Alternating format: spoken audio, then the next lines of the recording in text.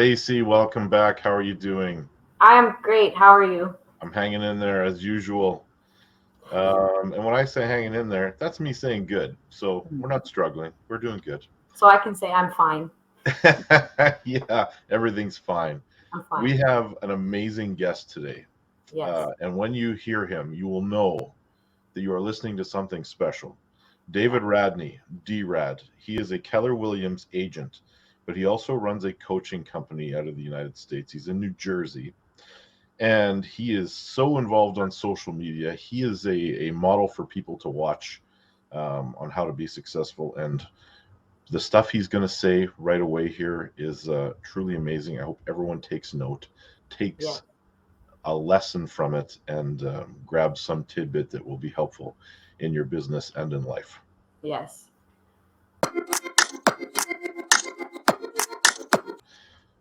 David Radney, D-Rad, how are you doing, sir? Welcome to the show.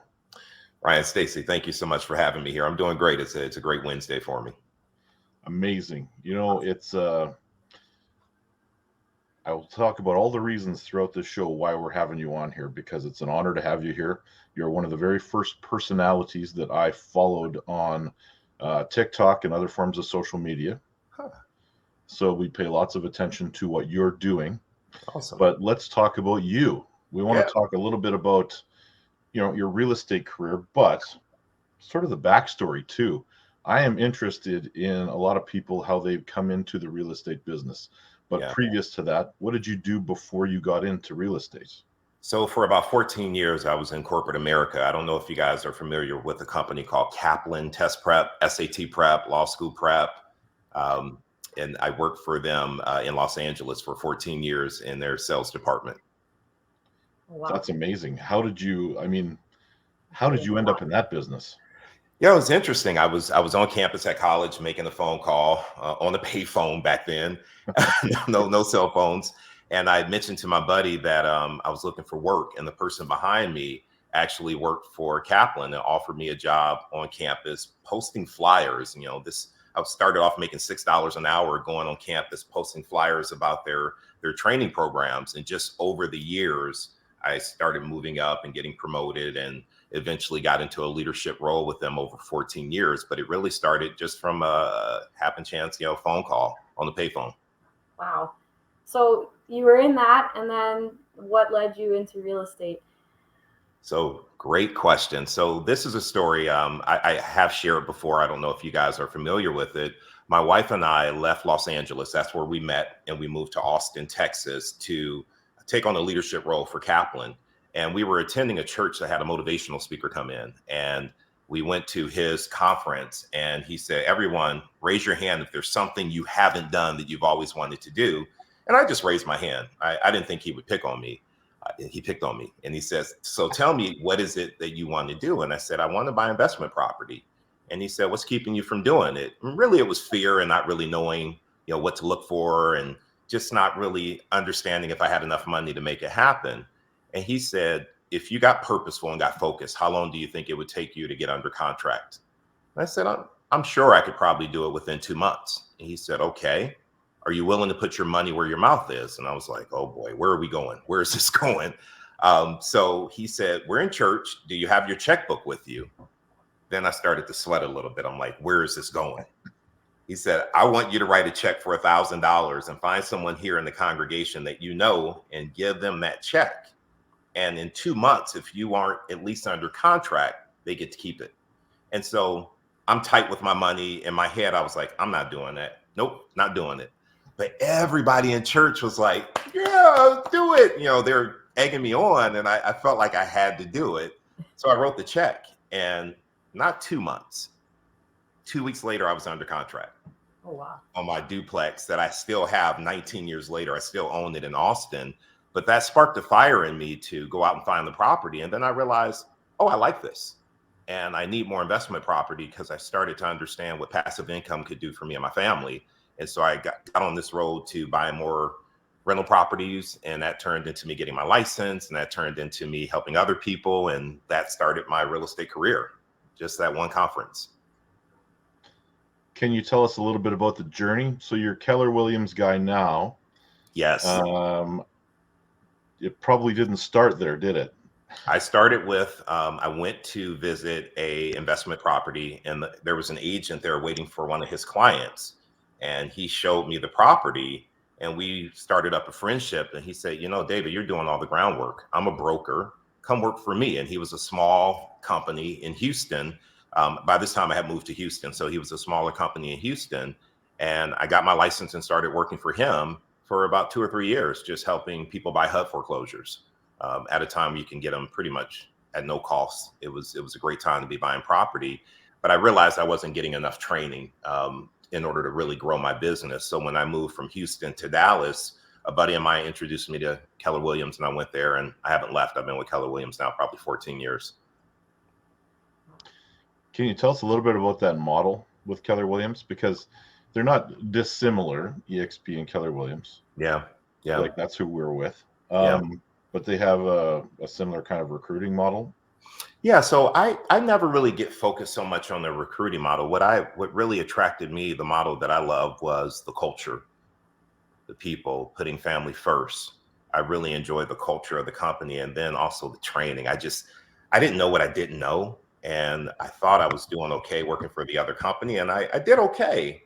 But once I got introduced to like training and really understanding scripts and how to go after listings and how to build your database and your pipeline, I was pretty hooked at that point in time. And, you know, I know that we have, you know, the profit share in the recruiting, and it's something I should definitely be more purposeful about. But I love what I do. And you know, now I'm in coaching, I'm not in sales anymore. But that was the model that really attracted me and kept me at KW. It was really the culture and the people and the training, you know, if I'm just being honest with you. Mm-hmm. Do you want to tell us a bit about your coaching? Well, so let me say this. The way I put it is, I want to be the coach I needed when I started in real estate. Yeah. I didn't have me. And here's what I mean by that. I moved around a lot. So I grew up in Cleveland, Ohio, moved to Los Angeles, moved to Austin, moved to Houston, moved to Dallas. Now I'm in New Jersey. The sphere of influence that people always talk about, like go to your sphere and call them and you'll get business. I didn't have that. And I wasn't comfortable calling people I knew and asking them for opportunities. I'm better at it now, but back then it was like, I'm never calling anybody I know. That's me. Yeah, well, it's a lot of us, right? And so I felt more comfortable calling for sell by owners and expires. I just didn't know what to say and how to handle it and what to do. And I kept, you know, seeking out people to help me, and no one knew. So I had to figure it out myself. And so I went to YouTube University, like most of us do nowadays, and got my PhD in scripting and, you know, overcoming objections. And then it was the fear too. It was like, man, this phone is 800 pounds. And I would go to pick the phone up and my hand would be shaking, and I would stutter and get hung up on. And it was not a good thing for me. But there was a tipping point for me that I think was very transformational in my business and in my life.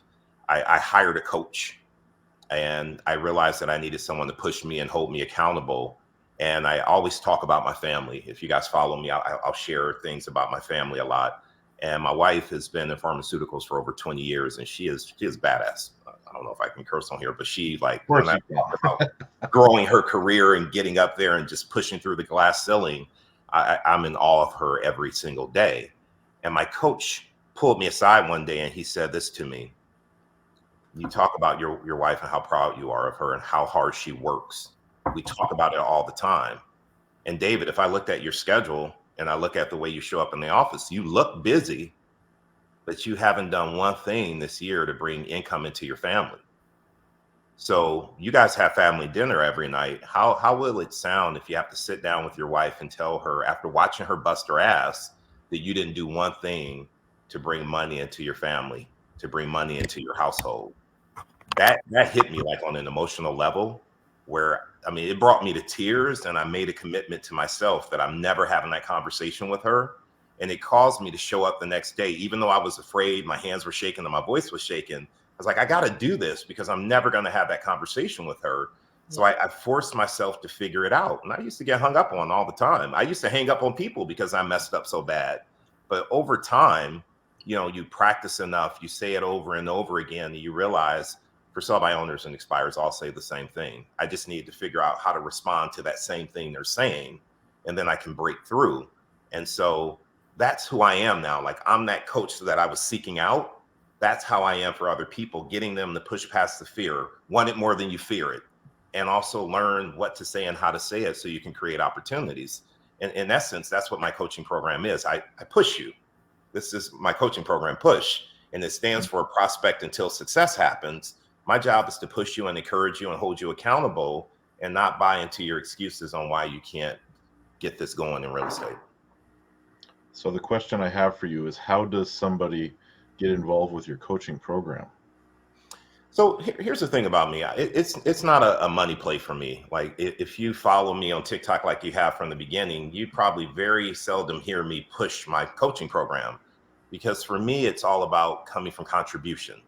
I just want to help people and encourage people. That's why I put out so many videos. And I'm not saying, here's a great video, now sign up for my class. It's not about that for me. People get involved in my coaching program because they kind of come into my world. They join my tribe. I have a morning mindset call that I do twice a week on Tuesday and Thursday mornings at 8:40. It's a free Zoom call. Agents start joining. They hear the type of conversations and success that people are having in my group. And they kind of self-select and say, I need to be in Push. Tell me a little bit more about that. Now, my coaches would tell you I need to do a better job of pushing my program, and I am working on that. But people get involved just by plugging in. There's enough free content that you can come in and see what I'm all about, and see that I'm not just out there to just take your money. Like, you can learn enough for free. But if you find that you need more and you're not having the success, and you're at that point where you're thinking, is this right for me? Do I go out and get a job because real estate's not working? I want to be that person that you say, okay, this is my last resort. Let me give Push a try. And I've had so many people on their way out, and once they take Push, they're back in and they're making money and they're creating the life they want. And so in order to get involved with me, you just go to my website. It's my name, davidradney.com. I keep it simple. I have where you can register for my free morning mindset call, and where you can find out information about Push. But I'll never push you to join Push. It has to feel right. It has to feel organic, and you'll know if it's right for you. That's awesome. I do actually want to jump back. I have a question. Yeah. About your investment properties. So we had somebody on here that said the best advice he had been given was never sell anything. So what's your take on that? Do you buy your investment properties and do you just keep them, or are you kind of like, you buy them, sell them, buy them, sell them? One of the major regrets in my life, I was living in Los Angeles. I was about 25. I bought a condo there for $60,000. It's worth over $500,000 right now. Wow. And I sold it when I left LA and moved to Austin, because I didn't know what I didn't know. I didn't know I could have pulled equity out and bought a house in Austin. I thought I had to sell it in order to buy and have a life in Austin. And it's been a major regret for me. And I know I can't go backwards, but since that experience, when I buy property, it has been, for the most part, about 80% of them has been to buy and hold. And I will tell you the benefit of that, as most people in real estate know, maybe the public doesn't know, is that over time, it all appreciates.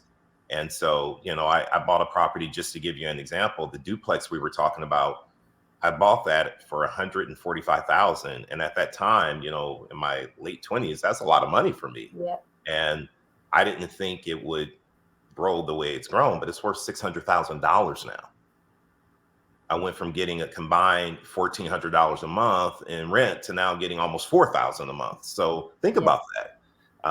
That changes your legacy. You think about my two daughters who are 14 and 17, and college is coming up, and that pays for college. That sets them up. When my wife and I are no longer here, to have that type of passive income.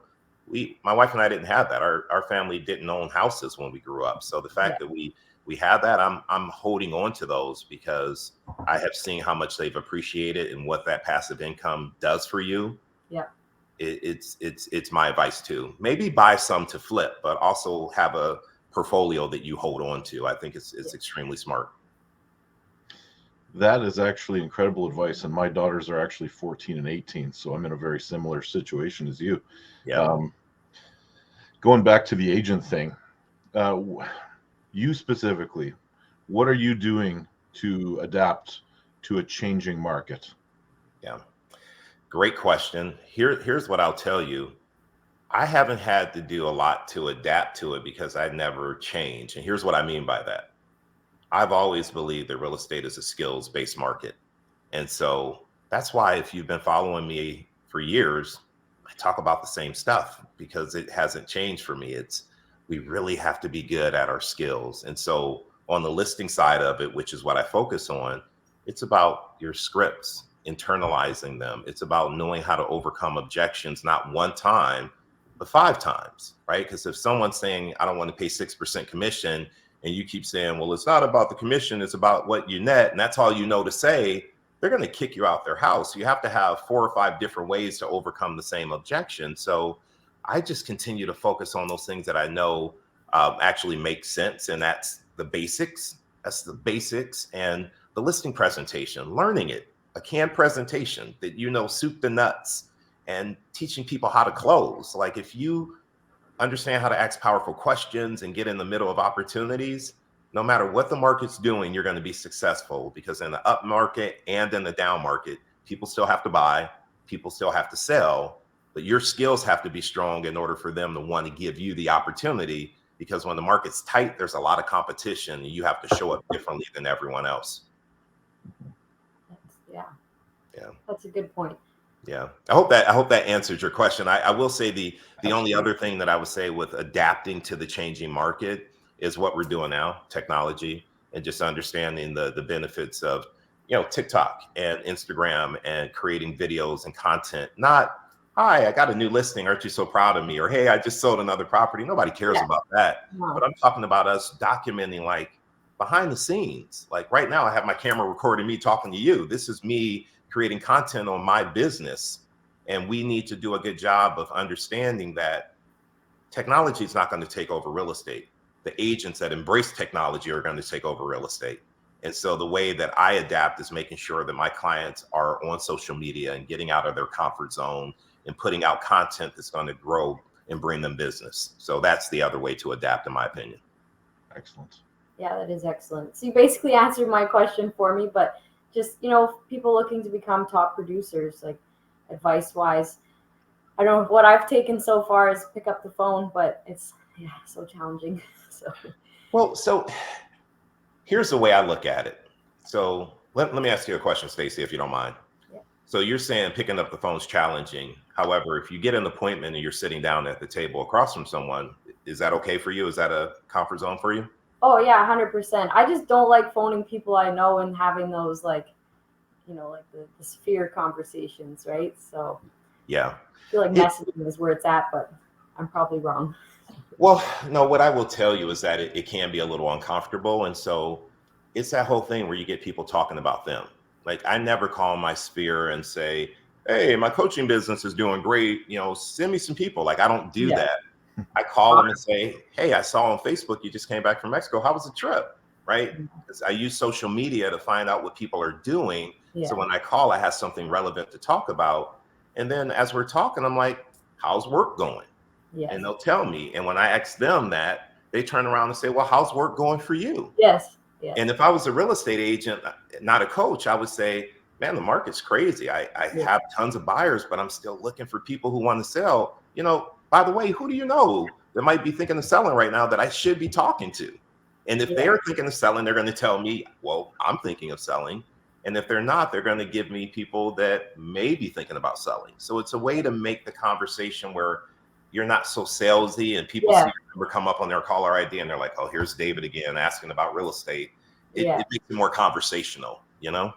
Well, I think so. I'm doing exactly that, but the people that I connect with, I've always connected with, through texting, like, hey, how's it going? Like, how have you been? Or, hey, your trip looked fun. Like, I've been doing those exact conversations, but I just feel weird picking up the phone and phoning them, considering in the last 15 years, we've never just like phoned each other. We've always had that like, you know what I mean? So it's like, I know that certain, like even like millennials in general don't like to answer their phone. And then they're like looking like, why are you calling me? And then they'll actually text you like, hey, what's up? Right. And that's the challenge I'm having. So, well, I think you got to give yourself some grace and say, meet people where they are. I mean, yeah, text them and say, hey, by the way, I have a goal this year of selling 30 homes and I could use your help. And they're like, well, what can I do? yeah, Who do you know right now that I should be talking to that needs to buy or sell or invest in real estate? I could really, use some people to talk to. That can be a text. There's yeah, nothing that says it has to be a phone call, yeah, especially if you are. I'd rather see you do that because you're not making the calls. So yeah, send the text. And I wouldn't just send the text. I put that on my Instagram story. I put it on my Facebook story. Like, hey, my goal this year is to sell 30 homes. I need your help. If you know somebody thinking of buying or selling real estate, please reach out to me and give me their information. yeah, People want to help people they know and like. If they yeah. know somebody, they'll do it. You just have to be top of mind.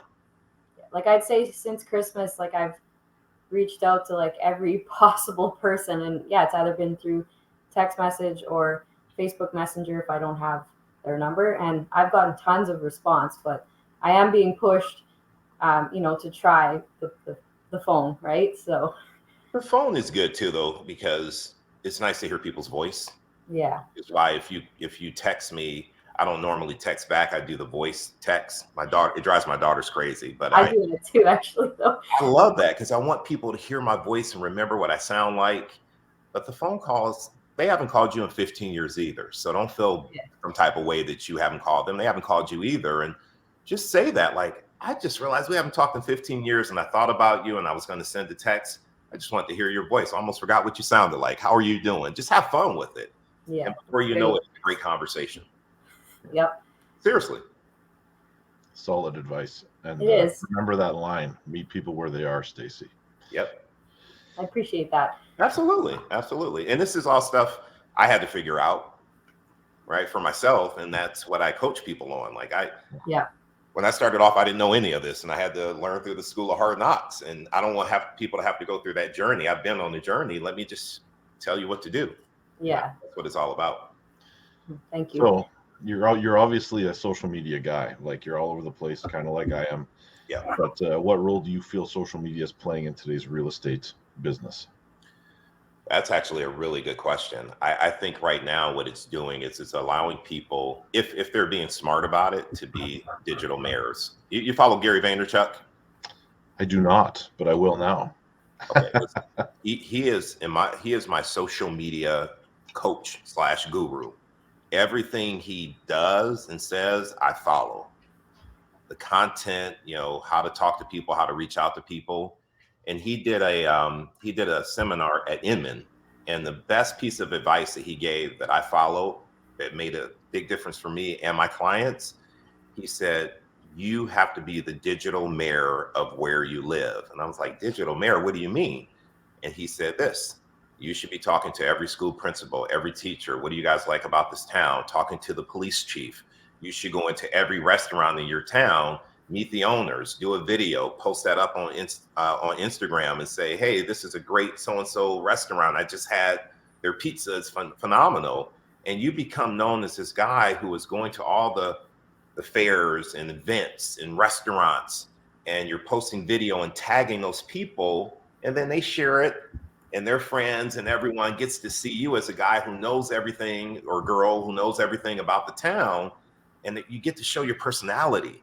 You get to show the town. And so when people are looking to buy a house in Wyckoff, New Jersey, and they search and all your videos are coming up and you're talking to the mayor and the police chief and all the principals and all the restaurants, they're like, this guy knows this town.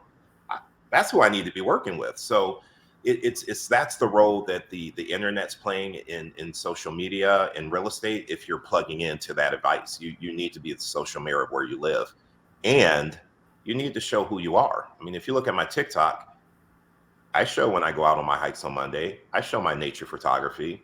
I love to cook. You guys see me making soups and steaks, and it allows people like to get to know me and get to know my family. Yeah. I got to know more about Scotch and Scripts, by the way. Well, by the way, it's tonight, right? So every Wednesday night, I do this call called Scotch and Scripts. I've been doing it for 3 years on Zoom. It's not, you don't have to drink to join. We don't do scripting and role play. That's the fun part.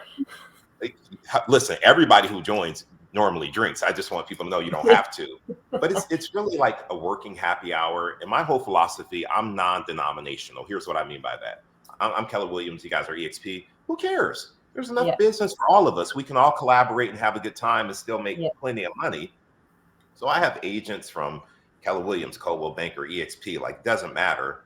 They join the call and we start off the call every time saying, tell me something good from the past week. Tell me a win, personally or professionally. Like my win for this week is I walked across a bridge and drove across 2 bridges this weekend. I'm afraid of bridges. That's a big fear of mine that I'm working on conquering. And I forced myself to go out and do it. I'm celebrating that tonight. That's a win. Other people, it might be their first closing, or they just got a rental, or their daughter just had a baby, but we talk about what's great in our lives. Then we have, we talk about something. So tonight is raising your financial IQ, buying investment properties, knowing how to write certain things off on your taxes. And then we have fun and we just hang out, and we're on the call till about 7 o'clock. So like 2 hours of great engagement, great storytelling, joking around and having a good time. But you get to know agents all over. And if you need help with something in DC, there's an agent from DC on the call that you have this relationship with that you can refer business to now. And so it just gets you to know people, in your state and outside of your state. It's a great call. It's awesome. Yeah, and it's free. You guys can join. It's, if you go to my website, davidradney.com, there's a registration link for Scotch and Strips. Just join and join the tribe. We have fun. And we don't try to recruit you or anything else. We just have a good time and we talk. Amazing. Yeah. Thank you for asking about that. I'm passionate about that call. It's my favorite call of the week. I am definitely going to jump on one of those calls very soon. Please. Now, the next questions we have for you are a little bit more just for fun. Yeah, let's go. What's your favorite movie of all time? I always get judged by this. Tarzan, The Legend of Greystoke. I love that movie. I don't know if you've seen it, but I'm a nature guy. So the animals and it's just a great journey for me. And I used to read Tarzan when I was growing up. So it's something about that movie. It's probably one of my tops. That and Shawshank Redemption would probably be a top number 2. You just won Ryan over. Yeah. What's your favorite thing to do when you're not doing real estate? That's super easy. Go hiking and do my nature and landscape photography. I do it every Monday. I don't work on Mondays. I follow something called the 137, which is 1 day off a week with no work. And every Monday, drop my girls off at the bus stop and I find a different park, either in New York, New Jersey, or Pennsylvania. I go hike all day, take photos, smoke a cigar, sit back and just get out of my head and just enjoy nature. That's awesome. And Monday's like the worst day of the week, so that's a good day to do that. Which is why I chose it, because everyone hates Mondays. And I'm like, I'm going to make Monday a day I look forward to. Everybody else is like, oh, it's Sunday night. I'm like, Sunday night, I get to go out on Mondays. So I have this whole different spin on Mondays. For sure. I never understood why people hated Mondays, because I worked shift work my entire life. And then I got into real estate and I was like, Monday really does suck. It can if you let it. Yeah. And I love Mondays. Ugh. I love Mondays. And I work all day. Like Monday is my longest work day, but I love it. But the you only love thing it. I look forward to on Mondays is like getting back into the gym, and it's like, okay, new week, like push harder. Yeah. It's like a reset for you. Yeah. Yeah. Yeah. I feel that. What book has had the most influence on you? Man, Think and Grow Rich by Napoleon Hill. Ryan bought me that for Christmas. It's on my bookshelf to read. So you haven't read it yet? No, because I'm reading How to Win Friends and Influence People. Oh, that's a solid one too, especially in real estate, because you get people talking about them. They walk away like, oh, I love David. You didn't say one word. You're just asking questions, right? So I've definitely really, really, that book has gotten in my head. I am trying so hard to just I think I'll listen to it a second time before I start the next one. So, well, Think and Grow Rich. I found it in my grandfather's basement. I lived with my grandfather in Ohio. I was probably 9 years old, and I read the book and didn't really get the concept. But one thing stuck out to me: if you can conceive it, you can achieve it. And so in my mind, that's why affirmations are so important to me, because in my mind, I'm like, if I can see myself doing it, like the house I live in right now is a house I used to say, that's my house. Like we used to play this game when we were driving around, like that's my house, that's my car. I don't know if you guys played that when you were younger. Vision board type thing. Yeah. And I used to always feel like I want to live in a house like that. And to my family growing up, I was like, what are you talking about? That's a pipe dream. Yeah. But I could see myself doing it, and I'm here now, because if you can conceive it, you can achieve it. So that was a very impactful book. Basically just stole the answer from me here, but what's the single best piece of advice you've ever been given? I saw a clip by Steve Harvey. It really had an impact on me. He said that he wrote a list of everything in his life that he's grateful for. And then when he is in a down place, he'll just grab that list and start reading what he's grateful for. And by the time he's at number 10 or 12, he was like, what am I tripping on? I got all this to be grateful for. So that's why every day on my call, we start the day by sharing our gratitude, because if we're focused on what we're grateful for, it's hard to stay in that depressed state. So that was really good advice I got from Steve Harvey. That's amazing. That is amazing. Yeah. Well, D-Rad. Yes. So happy that you joined us today. Same. So many golden nuggets you've given us here. My goodness. Well, I'm happy to be here. I appreciate the invite. Yeah, no, we so much appreciate you coming on here, and we thank everyone for watching the show today. So many good things. Make sure you check out davidradney.com, Scotch and Scripts. I will see you on there within the next couple of weeks. Yeah, me too. I got 2 busy weeks, but after that. Please do. Please do. And Stacy, get on that phone. Get on that phone. Right on. Thank you, sir. Thank you. I appreciate you guys. Thank you.